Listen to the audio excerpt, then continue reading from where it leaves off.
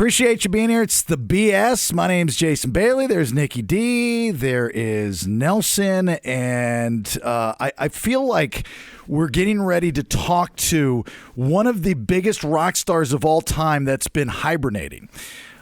Just because Nickelback and Chad, it's been 5 years since, we've heard from you guys. And now that we know it's not Kroeger, it's Kroeger, I feel so much better about this, Chad. Wow, the red carpet has been laid before me. Wow. Biggest rock star of all time. I had to look behind me. I'm like, is there someone else on this call? There's got to be someone else on the couch. Here's the interesting thing about you, Chad, is like everybody talks about you. Everybody talks about Nickelback, even if you're not making albums, but you stay out of the spotlight. It's like you've become this. You're Beowulf. You're like this myth. You're the Iliad. You're the sirens with the wax in the ears. You're that guy, You in the last 5 years, what have you been doing? Just chilling out? I don't know if, I don't know. I didn't feel very Beowulf last night. I got, my friends and I got cut off at a lounge and pretty much ejected. Really? Yeah. Nobody pulls the I'm with Chad card? No, they told us after they'd overserved us, they literally said, well, we served you guys too much alcohol, and so we have to put food on your bill. And I'm like, okay, I have no problem with this, but you're like, this seems a little after the fact to me. Like, I feel like halfway through serving us, maybe you should have said, but we can't serve you any more alcohol until we serve you food. Right. She goes, well, if the liquor inspector comes in, and that's when I started recording. You got it all on camera. Maybe what they were trying to do is they had some chicken that was going bad. They figured that you and your buddies were too drunk to realize it. And they're like, let's just put it on their bill. It's got that Nickelback money. We're going to get in trouble.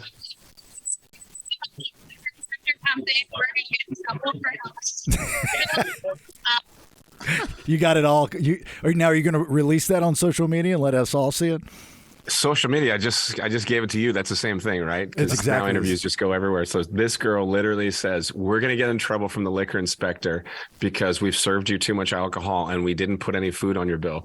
And so then they just wanted to shove food on the bill and not bring us any food. And then the guy next to me, they did the same thing to him. They're like, we've served you 17 drinks and now we're just going to put a steak on your bill. And he goes, I'm not paying for that. And they're like, no, you can't leave until you pay for the steak. And he goes, you didn't give me a steak. That seems illegal. Yeah, right. Like they're forcing food on your bill. Exactly. There you go. So you're at a strip club. If you're Cactus Club, Abbotsford, Canada. There you go. Is it a strip? Is it a strip club because they were giving you steaks? No. Oh. Nope. Okay. And I'm putting them on blast right now. Cactus Club, Abbotsford, and I've got them on tape saying they served us too much alcohol and forgot to give us food, and now they're cutting us off. I'm like, I'm going to put you on blast. Did you? I've got 10 more interviews today. I'm like, they're going to get it all day. No. All day. Don't give it to anybody else. Just give it to us. Oh. Did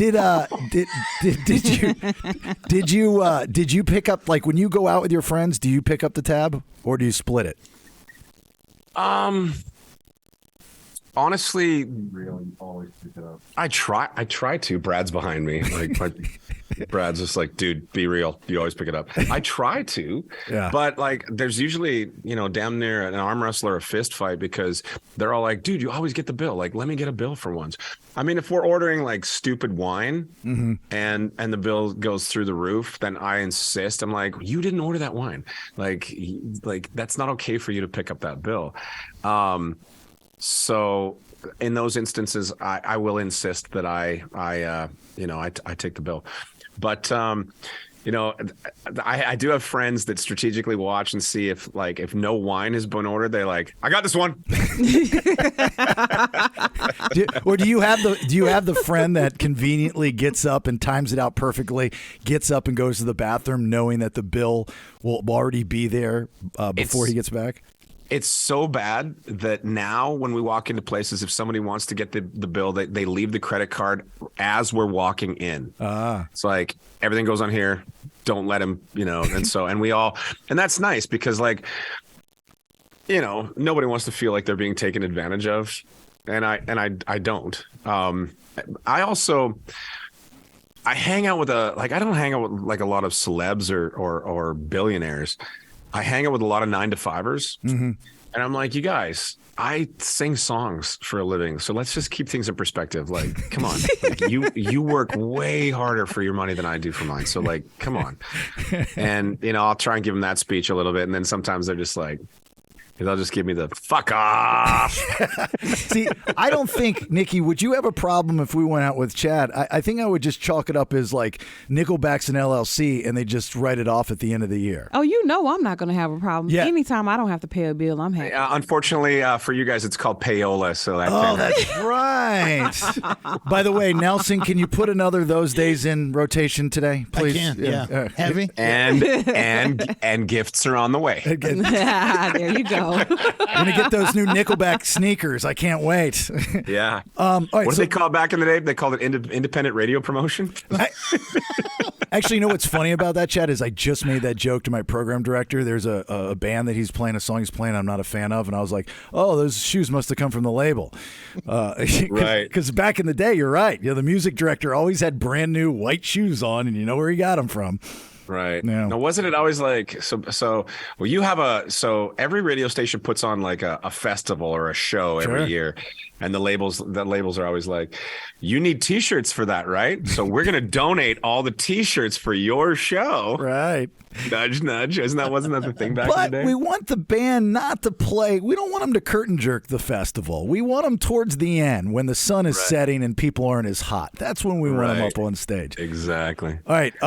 So let's get down to some business. I feel like I just got a whole lot of people in trouble. I feel like it's okay. It's okay. It's okay. I feel like Congress is going to meet over this in a second. Be like, Toyota Amphitheater, Saturday, July 8th, Get Rollin' Tour. So that's our show here in Sacramento, which is very exciting to have Nickelback back out on the road. Get Rollin', 10th studio album, first release, 5 years, I already said that. Those Days, new track, San Quentin before that, and the third track will be High Time. I do have a question about San Quentin. So I read that it's based off of just a casual run-in you had with a, security guard from the prison. So my question is, I guess, is how do I get a Nickelback song made about me? I mean, how interesting of a person do you have to be? It was the warden. It was the warden. Was he that interesting?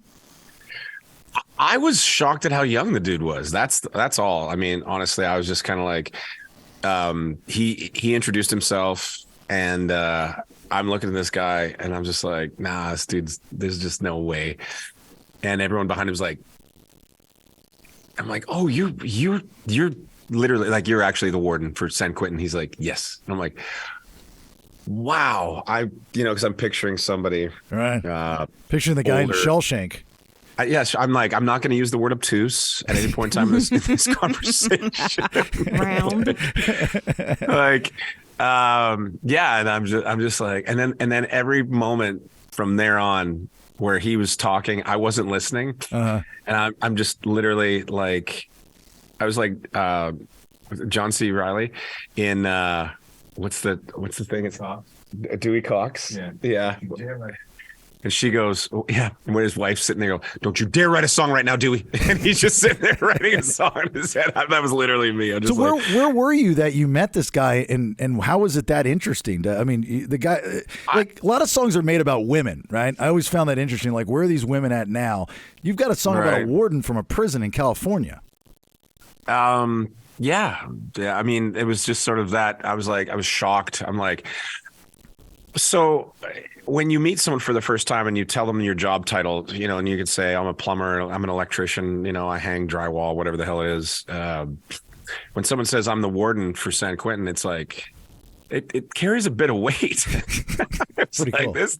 I'm like, damn, dude, that's like, well, at first, immediately, because the guy was just so young for the job, because you think quintessentially like that person is going to be like, stereotypically it's just going to be like this old, gruff, like mean, larger human, and he wasn't any of those things. And he's like, we're a lot about rehabilitation these days, and I'm just like, I'm not even listening to you, dude. I literally picked up my phone and I'm like, I wrote San Quentin in my phone. I'm like, I'm writing a song like in my head right now, and that's all it was.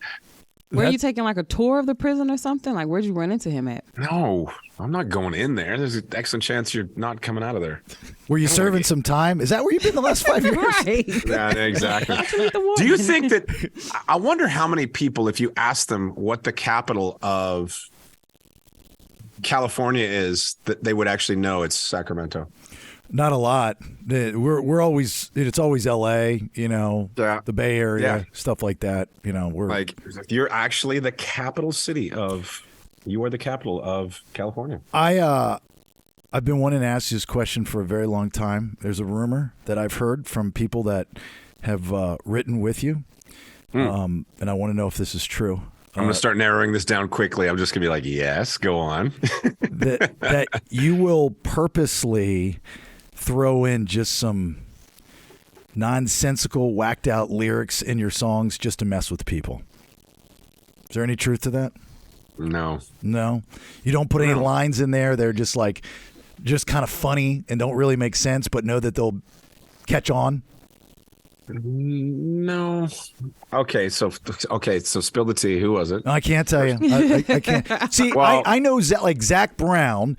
Because he gets so sick and tired of playing Chicken Fried, he changes the lyrics. A lot of artists, they change the lyrics. I mean, I get it. It's like a stand-up comic that does the same set. You got to play the songs and you have the same emotion, so you change it up. But I heard that you purposely do that before the song's even released. No. I think that I have to. Here we go. I think that you have to contribute to the main theme of the song. So you're using your verses as your descriptive moments to do that. So your verses are going to be describing all the the small things, and then your chorus is going to be your overarching theme. This is weird.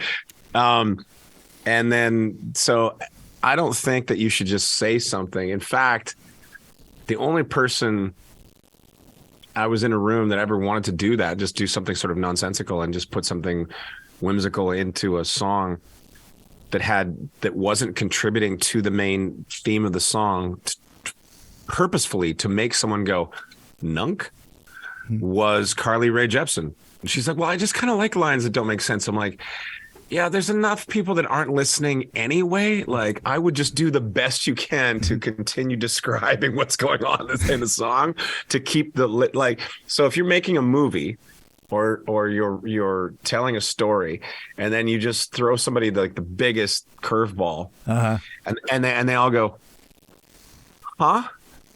What does that mean? Because you barely have their attention in the first place. So why would you throw one in there just to I mean, I don't know that I've ever now I can't even say it. Purposefully done that. I don't know that I've ever done that. There's a lot of Baileys in this, and there's a lot of Baileys. A lot of Baileys in this conversation. I'm telling you. A lot of Baileys. A lot of Baileys in your Chewbacca cup. Mm-hmm. Now, when it comes to making fun of your own stuff, when you record something. And when you're sitting, if you're in a room and you're trying to come up with, we got an acoustic version right here. So if you're sitting there going, okay, so what do we? So we've gotten past the part about I'm through with standing in line. So if you go, I'm through with standing in line to clubs I'll never get in. It's like the bottom of the ninth, and I'm never going to win. This life hasn't turned out quite the way I want it to be. So now you're going to just start listing things, right? So now, I want a brand new house on an episode of Crib. And then so now all you're going to do is just start listing things, every single thing that you think most people think a rock star has. Yeah. So, and the stuff you come up with is so dumb, so offside, shit you could never say in a room. It's like, no, everybody's laughing, but we're not putting that in the song. No. That literally can't happen. Every time I hear Rockstar, I always think that's your song for when man, I'm just guessing here, totally guessing, but it was like your introduction to LA and a scene that you might have not been familiar with. That's from the fans' perspective. In all honesty, the song I start off with, I like your pants around your feet, is literally what you just described. That's, really? And I like the powder on your nose. And then at the end of it, I wind up saying, and I hate the places that we go, and I hate the people that and I hate the powder on your nose. And you're like, and I don't like any of this. I really don't like any of this crap. But you make it sound good. Yeah, no, it sounds so great. And then you start playing in front of 20, 30, 40, 50,000 people, and they're just reciting it back to you, which must make you feel good. That is, so we all know what it's like to be inebriated. We all know what it's like to be high on weed. A lot of us know what it's like to be like if you've tried acid, mushrooms. I'm not a cocaine guy. I'm really not. Like I thankfully, otherwise it'd just be a mountain in front of me at all times. I'm like, I need more of this. I'm more of I'm kind of a drinker. But when you know what all those drugs feel like, all of them, you go, yep, I know. Yep, I've been on a mushroom trip. And yes, I know what it's like to be drunk or whatever it is. And the feeling that each one of those drugs give you is nothing like standing on stage in front of thousands of people and have them sing back lyrics that you wrote in a studio and just sang into a microphone. That is a drug. I know a lot of other singers have tried to describe that. It's hard. It's real. You feel it's you feel really euphoric. There's definitely a state of euphoria, and then you also feel very powerful, and then you feel this wonderful sense of camaraderie, and then you're like, wow, I'm in charge of the party. Right. I'm in charge of the way these people are feeling right now. And I can move them through love, pain, joy, exuberance, party, all of these things. And when you realize that you're the master of ceremonies, you definitely feel this thing like, this is a cool feeling. Is there a line in particular? I've always put over bands that perform songs the way the audience wants to hear them, even though they're performing them every night. Usually the slower songs, the ones that have certain meaning to people, so on and so forth, like, Three Doors, Without You and stuff like that. Yep. Brad always does a great job of performing it like he recorded it, and I think that's important for the fans. For Nickelback and you, Chad, is there any specific song or lyric that after all these years, when you get up on stage and you hear the crowd chant it back to you, you're just like, man, I never thought it'd work like this? God, I'm thinking. Probably maybe something in Photograph. Yeah, there's probably something in Photograph that does that. But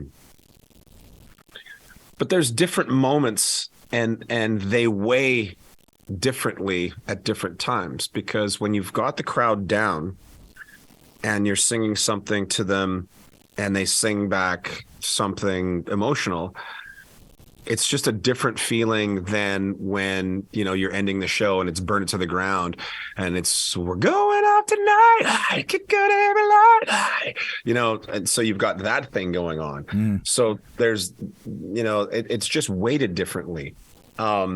Because when you're in party mode, you want, that thing going on. And then when you're in, it could be nostalgic mode. Well, you guys now are under the category of nostalgic. You've been around. You've been around for long enough. So people like you guys actually, before we started this conversation, we were chit-chatting about the last time we spoke, which was, probably 2001, when Silver Side Up came out, and you guys were part of the last rock and roll radio revolution, which is the bands like Three Doors and Shinedown and Disturbed and those bands with the new rock alternative. But you guys were a part of that. a big part of that, a huge part of that. And radio, rock radio. I think you just came up with a really cool band name. What? Radio Revolution. Radio Revolution. Like that's a cool band name, right there. Radio Revolution. Rock Radio Revolution, yeah. But in a time when everybody, like, not everybody, obviously. I mean, you work for 98 Rock, like you still have jobs, obviously. You're gainfully employed. But when music is so easily accessible by way of Spotify or any of these other places, I think the irony of it's like Radio Revolution. I'm like, that's badass, dude. I think that's well, if anybody's listening, I'm not taking it. No. You are taking it. That's your next San Quentin, sir. Okay. Radio Revolution. Well, we do have a song called Revolution, though. So I don't know. Maybe it's a little close. I don't know, but I think that's a great band name. I'm waiting for the next album.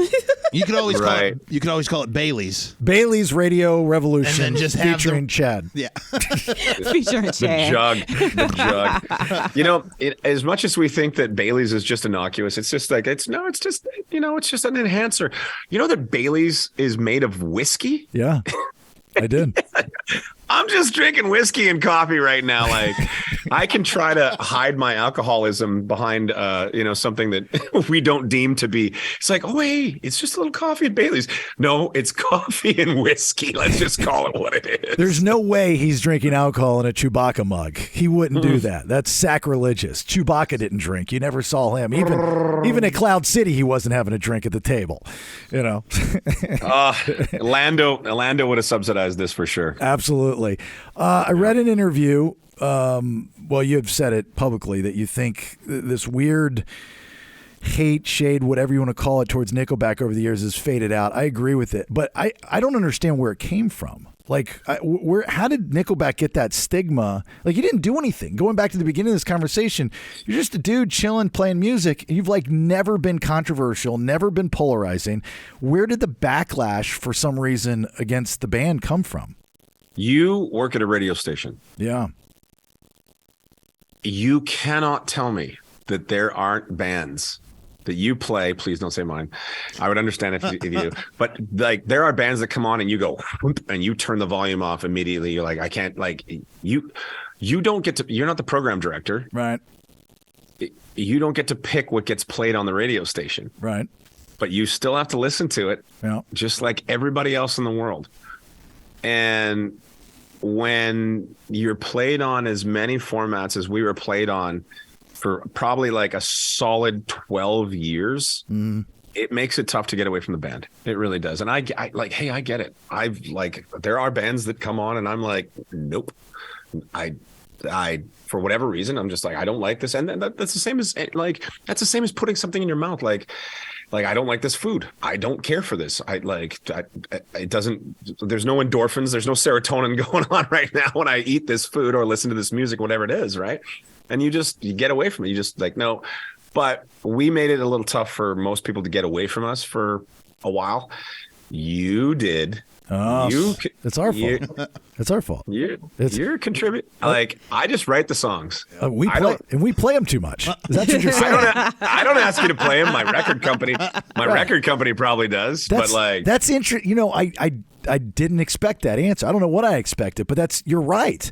And if you take other bands or artists that got a kickback like that for whatever reason, it was because of the overdose.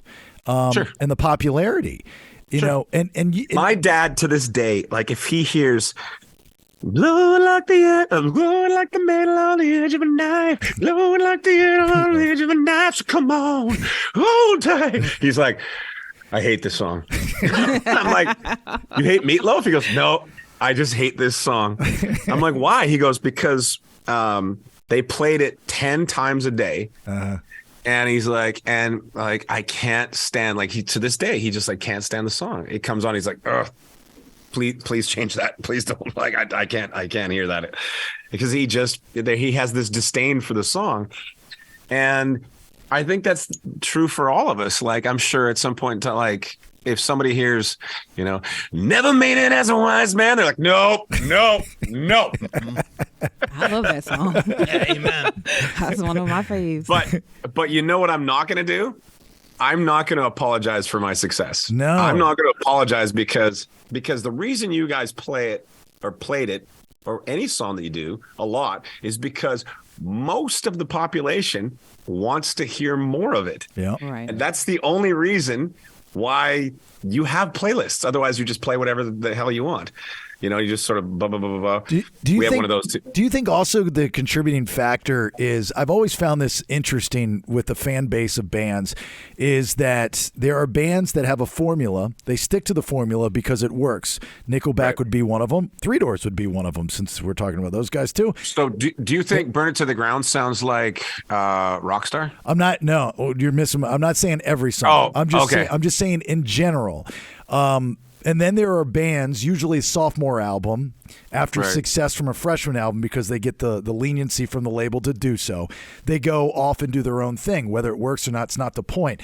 But the backlash will come, oh, that doesn't sound like. That doesn't sound like. But then there's the other side of that where it's like, it always sounds the same. Have you ever heard an AC/DC song you did not know was AC/DC? It's always. There's an interview that Angus Young was doing, and I think it was with a British interviewer.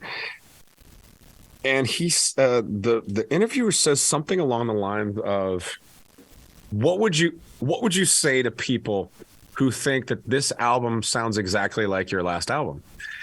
And he said, our last album, we've been making the same album for 30 years. Exactly. But I think that AC/DC, I love AC/DC. Sure. First off, Back in Black, well, it's one of the most successful rock records of all time. Yeah. One of my favorite producers that we were lucky enough to work with produced it, Mutt Lange. We worked with him on a record we had called The Dark Horse. I mean, it's just like, start Back in Black. And do you think anyone goes, oh, I'm tired of this? They were tired of it in the 80s. Yeah. They're not tired of it now. No. Because when it starts, everyone goes, yep. Yep. And all of a sudden you're like, where's Iron Man? because at some point in time, you just know, like, it's so synonymous with that. The thing is, you can't get away from, what's the best way to put this? I don't even know. It's the formula that works.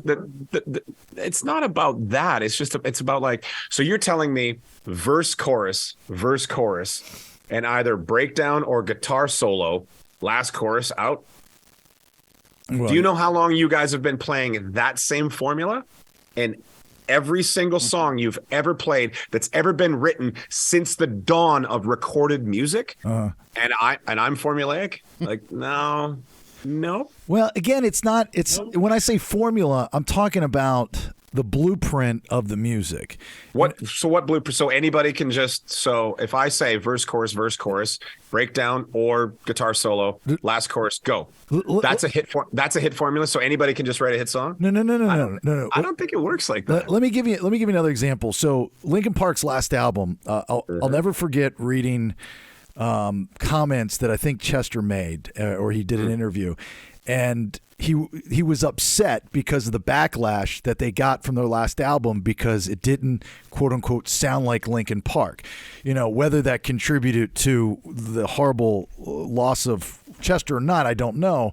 But my point is that I don't think anyone kills themselves over the lack of success on a record. I mean, that's. But I'll never forget, Chad. I'll never forget that interview. Like how it like still to this day I remember it. I bring it up every so often. Is that okay? But hold on. Can we remove the fact that let's try to be robots for a second? Sure. Okay. Let's take away the fact that he died so tragically, and he was such an amazing singer, great front man. Let's try to remove all those things. Yeah. Do you think his last record was a good record? I do. Yeah, I'm a fan, though. Okay. Chad, piggybacking off of something that Bailey had said, you can't see Nelson; he's in a black box. I've been. This just turned into this is no longer a radio interview. This I feel like we're in a podcast. There's nothing wrong with that, by the way. No, absolutely, and that's way better than You're on a deserted island, and you know what's funny? Most people just say desert island. Like, why am I on a desert island? Can I just be a deserted island? Or you're a deserted island. What's your five? What's the five albums you're taking with you? Like that crap, that same crap that everyone asks. I mean, this is way cooler than any of that. So we but please, appreciate Nelson, that. continue. We appreciate that, Nelson. If I could, first off, just say that I've been a Nickelback fan since the day I heard "Leader of Men" come across the radio speakers, dude. Thank you. Throughout thick and thin, through all of it, I was a fan of Nickelback before it was cool, when it was cool, when it wasn't cool, and now that it's cool again. I've been here since the beginning. But I've always. Wait, we had a cool stage? Oh, you've always been cool, dude. You've always been cool to me. But I've always maintained, for people that would give grief about, oh, you like Nickelback? I go, you guys aren't paying attention. And you mentioned formula. I don't think you have a formula, but I believe there are two Nickelbacks. Okay? Because every one of your albums, you guys tend to have like a photograph, a popular song, you know, that's going to get huge airplay. But then my favorite part of Nickelback is what I call your stripper music. And I think you know exactly what songs I'm talking about. And as soon as I hear a new album, I go, yep, that'll be on in a club. Cinnamon will be getting up to the main stage of that. Cinnamon. Ladies and gentlemen, put your hands together. Cinnamon. I've heard Nickelback in a strip club before. And it's very odd. Something in your mouth, you knew that was going to be on the main stage. I thought, but you, again, like, you think that there's like these scientists, like we all have our lab coats on and we're going, what are we going to do next? What do you guys want to do? Bring in the stripper. That's truly not the case. The case is at 11 o'clock at night, when I'm coming up with something, do you think it's going to sound like Far Away? No, it's going to have a different vibe to it. And yeah, it like, you know, I like that, you know, it's going to be like I've never gone as far as porn star dancing. But again, great song. Uh-huh. You know, I do show up in the second verse. But, you know, I like those tunes. I think it's like a little sexy and a little naughty, and and then all of a sudden the groove comes in, and you got some sort of like riff that comes in that's just tuned down to the basement, and then that starts, and all of a sudden it's like, so what are you going to talk about? So this starts, and like, you're not going to have something a little, you know, provocative come out of your mouth. Like, I'm not going to be talking about saving the world in a song like that. You know, what's that Eminem tune? Is it called Shake That Ass for Me? Shake that ass for me. Shake that ass for me. Shake that ass for me. Because that was on somebody put that on last night, and I was like, oh my God, it's so good. Like, but suddenly I'm the king of stripper anthems, and it's like, you know, bumping and grinding that pole. I'm like, what? Me? Times have changed, Chad. Times have changed. You're also in the anthem, the anthem world too now. You know, if you go to a sporting event, you hear Nickelback. Well, maybe a hockey game. I don't know, like. I've you know, listen on TV. I mean, I know because I've been and I've heard it. It's just I love the transition over the years of what anthem music was once and now what is.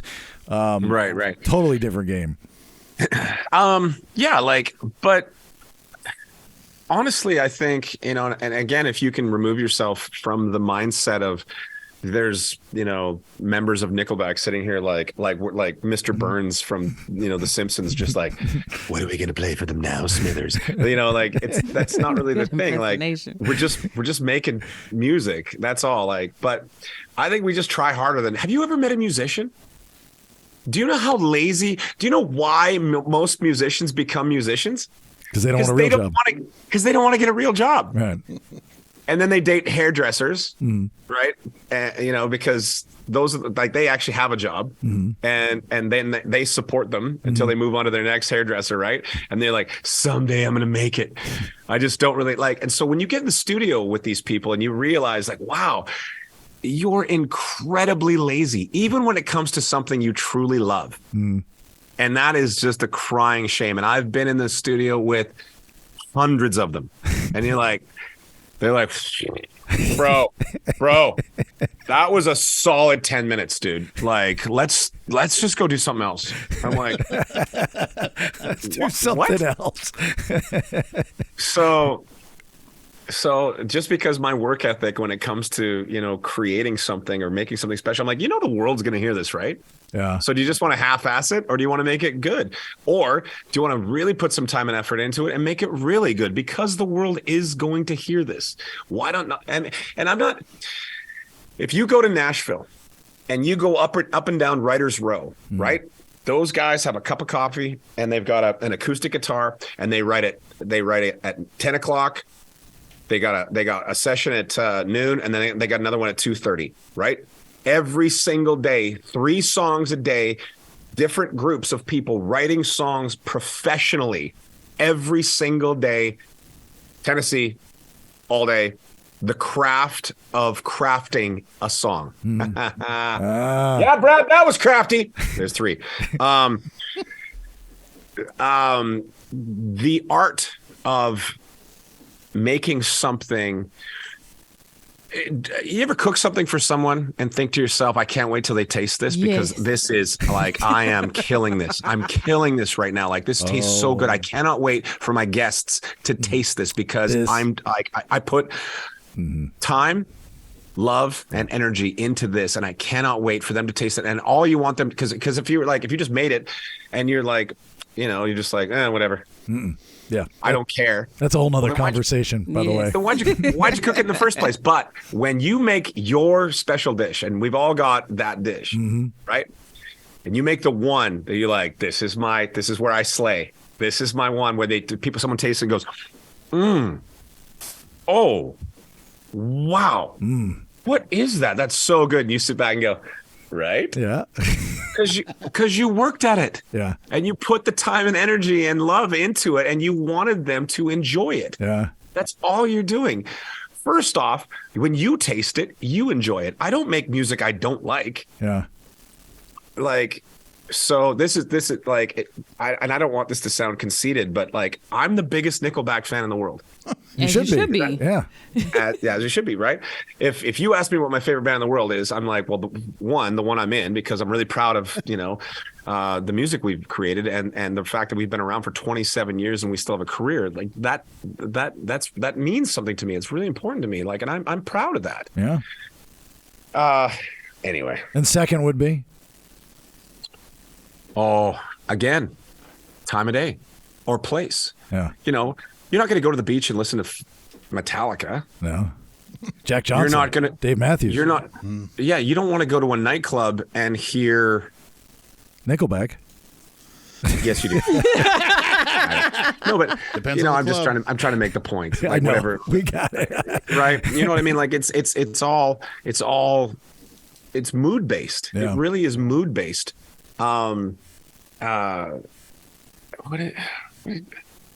Chris from Coldplay said something in an interview, and I thought this was fantastic. He said, if I've made your vacation or your bathing experience better in any way, that I feel good. Like if you're putting on something and like if you're jumping into the tub, right? And you want to, and you want something just kind of on, just like a little something in the background, and like to be that aware of where your music gets played and when it gets played. I was like, oh, that's insightful. That's insanely insightful. I just thought that was wonderful. I always say with radio, I've been doing this for almost 30 years, is that if there's one thing said in the 4 hours while I'm on the air that somebody talks about afterwards, I've done my job. That's always been my goal. Every show I've ever done. Yeah, as long as you're not doing it for the shock value. Like, and I say that, but my sense of humor is very much like some of the songs, when I start a song off with "I like your pants around your feet," or if the hook line is "you look so much cuter with something in your mouth." Now, in my defense, for that one, Mutt said to me, he goes, his idea for the song originally was "It Won't Suck Itself." Swear to God. But I thought that, the comedic element of that was just so off the chart that when I was with the guys from Steel Panther, they said, let's write a song. And I immediately went, because that's their, right. That's their shtick, right? And I'm like, oh, and like right away, this pops into my head. And I'm like, this unused line that I was never going to use, because I just think it's too far. But for them, it's like, it's on par. I'm like, how about "It Won't Suck Itself"? They're like, perfect. And so we actually wrote a song called it. You can, and it's actually really good. "It Won't Suck Itself." But what we did was we tried to get, instead of so on the nose, we tried to make it sound like you've been either bitten by a snake or you've been bitten by a scorpion, and somehow there's poison in you somewhere, and you need someone else to help you get the poison out, and then you say, "It won't suck itself." Right. Well, I think every other interview that you're supposed to have is really pissed off at us. Right. Well, I was so late for New Jersey that they didn't even answer the phone. So so Cincinnati is going to be pissed now too. And then Tulsa, and then Kansas City, and then Austin. Well, yeah, they're SOL. So they have their radio shows. We have our podcast on Frequency. Right. We got, should we do this? Like, you guys, I think we could seriously get together and do a podcast. Look, dude, I'm just coming out of the podcast world. Actually, I took a year off and I loved it, so I could have conversations like this. Because it's but if you're just, if somebody out there likes your point of view or the way you express yourself, or there's a comedic element or an intelligence that that somehow that people want to hear, that's a podcast right there. Absolutely. I do feel like this was more of a podcast than an interview, and I want to be so genuine with you guys. Like, I thoroughly enjoyed this conversation. I really did. That means a lot. Thank you. That's my formula. Yeah, that's my formula.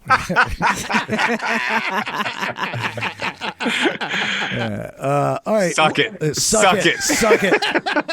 I got engaged to Steel Panther out in Vegas, by the way. You got engaged to all 4 members at the same time? Yep, they were all there, and my wife joined in, by the way. So 5 rings? 5 rings. It's impressive. I make a lot of money. I don't know. I was this radio station right here. Yeah. 5 engagement rings. That's Sick. You're going deep, dude. That's deep. You're like, wow. Twin Amphitheater, Saturday, July 8th, the Get Rollin' tour with Nickelback, Chad. It was so awesome, dude. I back at you. Really thoroughly enjoyed this conversation. It was probably one of the best conversations I've had with anybody in the business in a very long time. So thank you very much. Thank you. This has been wonderful. Cincinnati has a lot to live up to. Good luck with that, by the way. And Brad's beside me going, fuck, wrap it up. All right, we're going to let you go. Hey, Chad, thanks, man. Best of luck with the new album. Best of luck with the tour. And we'll see you at the Toy Amphitheater July 8th, all right? Thanks, guys. All right, Thank you so much. We'll see you. Bye-bye. Bye. Take care.